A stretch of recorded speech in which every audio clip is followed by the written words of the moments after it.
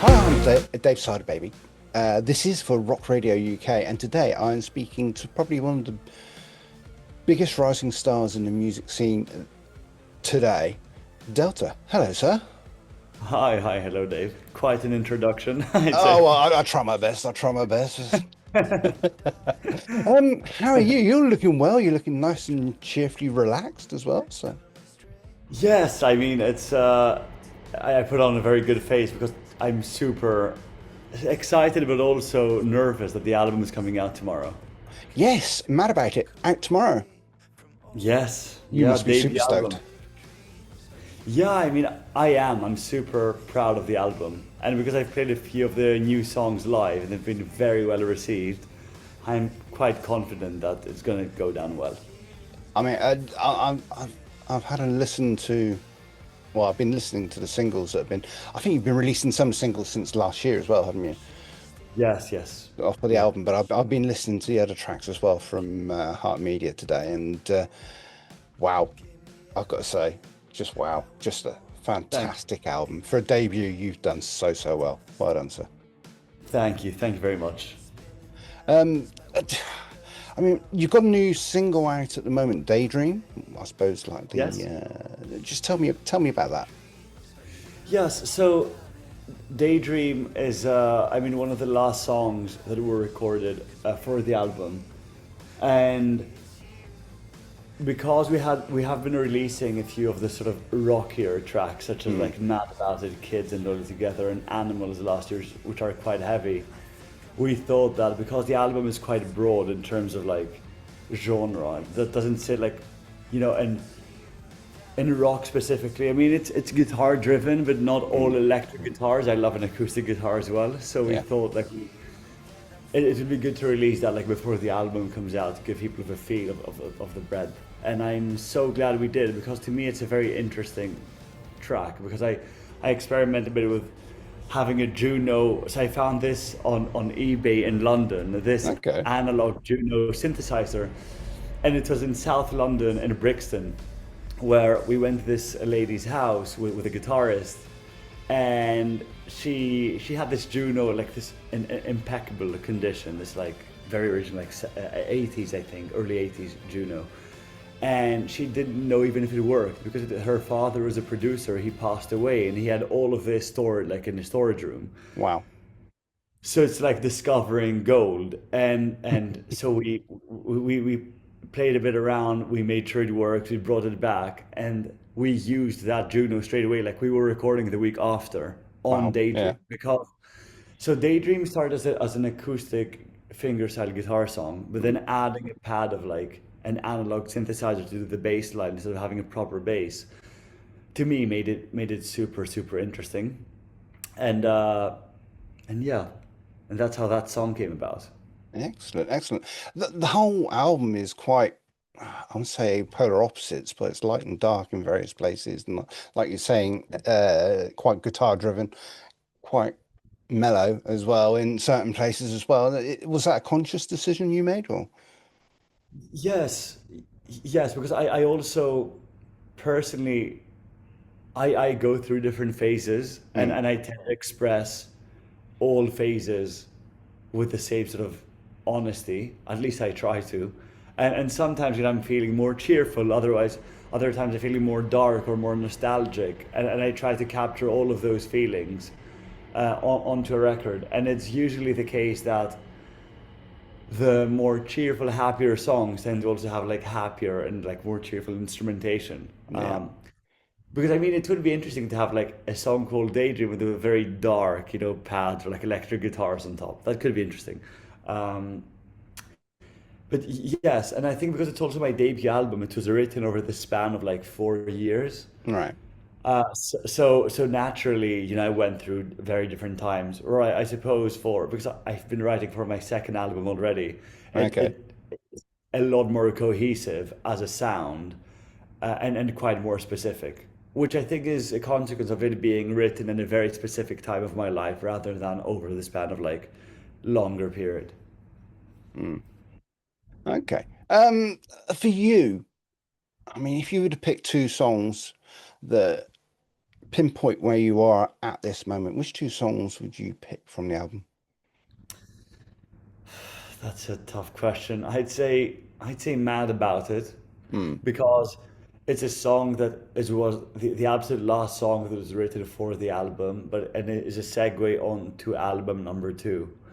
So Mad About It and perhaps Kids Okay. because yeah, I mean both of them are from the latter sort of batch of songs, and yeah, I love how political Kids is as a song. And to me, it also has analog synthesizers as pads throughout the choruses and stuff. Yeah, I'd say those are the songs. Okay. I'm quite partial to minor detail. I've got to say. Really? Okay. Yeah, I like that. What's the story behind that one? So, Minor Detail was written actually in Greece, where we were on a Greek island with some friends. And it was, I think it is the only song off of the album that didn't require me being very creative with the lyrics, and I Okay. just expressed the story exactly as it was. So I met a girl at a bar, and we started chatting, and then after we have been like having a couple of drinks and talking, I noticed on her phone there was her with someone, so she was probably in a relationship. And I asked, like, so what's going on? Like, are you in a relationship? Are you single? And she said it's just a minor detail. Like, it doesn't matter. We're like sort of open.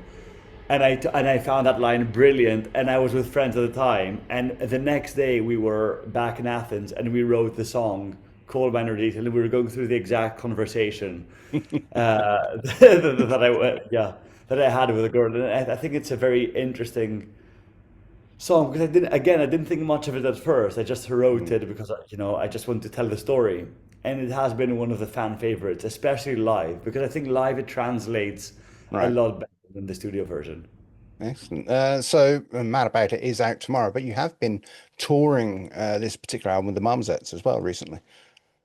Yes, yes, we have. We went all over the UK actually, and it was a fantastic tour. The Marmozets are brilliant musicians. They have a fantastic new album out for anyone who's Mm, listening, and they're also the kindest people backstage as well. It's the first time where I've been on a support tour where I felt, we all, not just me, like all of the band and the crew, we all felt part of the same, yeah, team with the headline band, and they were side stage listening to our set every night, and it was brilliant to perform with people who you admire, not just as musicians but as people as well. That's how I would want to be if I were in their position, having a band coming on, yeah, being open and helping them sort of find their way into music because it can be very daunting. A lot of times if you're a new musician playing to yeah, big crowds, and if you feel you're unwelcome in a way, it can be a very difficult thing to experience. Yeah. yeah. I have heard that they're really nice people. So you've just literally just backed all that up. So but you've got your own Yeah. tour as well coming up later in the year. Yes, we have a headline tour of Europe in November, which Okay, is again very scary because we're going to be at some cities for the first time ever. We're playing Manchester, London, and Bristol in the UK, and then Amsterdam, Berlin, Warsaw, Hamburg, and Greece, and a few right. cities in Greece. And it's the first time we've ever headlined Europe. So I can see, on Spotify and on Instagram that people keep requesting certain cities, but then you don't know if until you're there if this is really gonna happen. Like if people are gonna show up and yeah, and what it's gonna be like. But we're very very excited. Yeah. Scary but excitable. Yeah, Yeah, that's a great place to be, I think, always. Because absolutely. I think if you're certain about anything, I think the excitement goes away with it. I Mm. think the fact that things might go wrong or might go incredibly well, and it's stepping into the unknown is what makes this so interesting. Talking about interesting, actually, I did a bit of Facebook stalking. Sorry to Yes. say, I'm Yeah. just watching like the last few reels you've been putting up and little videos and stuff like that. I mean, what is it with you and underground trains? Yeah, I mean, There is literally a train, an overground train, because I live in East London. There's an overground train going by, and for some reason because I'm half British. My mom is from Manchester, but I grew up in Athens, and in Athens we have no trains. It's just Okay. the underground metro station. And for some reason, since I moved to London 3 years ago, I find them so interesting to film videos, either at train stations or like with the trains as a background. And I love, and I've used one of my favorite tracks off of the album, which is coming out tomorrow, is called Midnight Passenger. Yeah. And I was, one of these nights where I couldn't sleep and I was just, watching the overground go by. And you know, I was just watching the train go by, and at night it lights up, and everything is dark around. Mm. And I love, sort of sit by the kitchen and people watch who's on the train and sort of create stories in my head as to what those people are, what they're doing. Because it's amazing sometimes when I'm even in the tube at the rush hours, you look at everyone and I sort of try to create my own stories. Oh, this person's probably, going to, they're holding flowers that are going probably to, like, to a loved one, or to Mm. like to have a romantic relationship, or someone who's very stressed, or probably going for a job interview. And I do that quite often, and I find trains to be great analogies for life as well, because we're all have certain places we want to be in life, and we jump into different trains to reach our destination. And at some people who are with us on a certain wagon, and then we jump off, we have to let them go, and then we jump on another train and we find other people, who are going to be with us on the next part of that journey. Um, yeah, I just I love can sense trains. the next album's going to be all train related. No, I swear it's just this one song. I also love trains for videos as well. Yeah. Yes, I did notice that. That was pretty good. You did play in the underground as well. How did that go down? Because that must have been like a very uncaptive audience. We did, yes. We played at St Pancras in London, and I mean, we were a bit unfortunate because the sound. So they invited us. St Pancras is doing this thing where they want artists to perform, Mm, but they don't want the sound to be very loud because then right. it might distract people from catching their trains. So we were there in between an elevator and another sort of very large sort of exhibit. So in between two objects, so people couldn't really sort of didn't have any space to sort of watch us other than the passageways to the train stations, to the Yeah. platforms.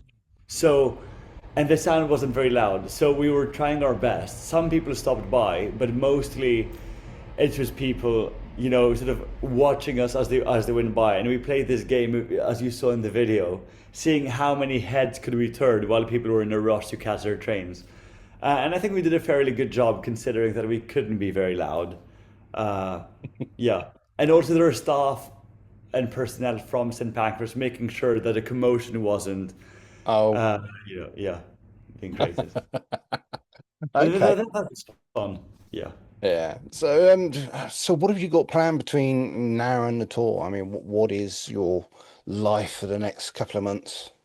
So the album is coming out tomorrow. Then on Saturday we have an album release party, which I'm very much looking forward to. We're going to do a small performance, but that's more for friends in some industry, people who have helped the album sort of come together. And then on Sunday we have a headline. We headline a festival in Athens, Okay. which is going to be fantastic. I'm super looking forward to that. And then after that we have some in-store shows in Edinburgh, and then one in Kingston and one in central London, Denmark Street. And then, to be honest, it's more writing music for album number two until the tour comes about in November. And I'm actually pretty glad because we have been relentlessly touring for the past 6 months. Right. We did a headline run back in February and March, now with the Marmozets. Earlier, we were finalists to represent Greece for Eurovision, so that was also a very hectic time doing, performance and live interviews on TV twice a week. So I'm very much looking forward to taking some time and actually writing music because I feel I'm on the cusp of finding a really unique and exciting sound that I'm very passionate to, be in the studio and bring that to life. I've got to say, it's something I've said a few times before. I love people's debut albums. It's great because it's like you've said, 2 or 3 years worth of work that's come together, and it's utterly brilliant. But then I find they find themselves for the second album. Exactly. Yes, and and Mad About It is the last track that was written for the album. To me, stepped in the territory and that's very interesting because it doesn't sound like something I've necessarily heard before. Mm, And that to me, and again, it was the beginning of me exploring a certain sound. And we had this conversation with the guitarist of the band yesterday, and we were chatting. We were like, "What do you think album three is going to be like?" And to be honest, we have no clue. I think every album hints what the next album could be. Whatever out of that experimental phase you find most interesting, yeah. you need to keep following. And what's most interesting to me is in 10 years' time, if you've released 3 or 4 albums, if you can you trace the journey back from the first album? Does the first album hint already where this is going or where you as an artist are heading towards? You know? Mm. Yeah, but thank you, I appreciate it. Okay. Well, I'm not going to take up too much more of your time, but only to say that to the people who are watching this or listening, Mad About It is out tomorrow, probably today by the time I get the video out. It is superb. Thank you so much for taking the time to speak to me. And is there anything you'd like to say to the fans that may be watching? Uh, yes, I'd say listen to the album or buy the vinyl. We have a very limited amount of copies that is not going to be reissued for some time. And I'm very, very proud, and I think it's people are going to really enjoy it. Delta, Yeah. thank you so much for your time. Thank you, Dave.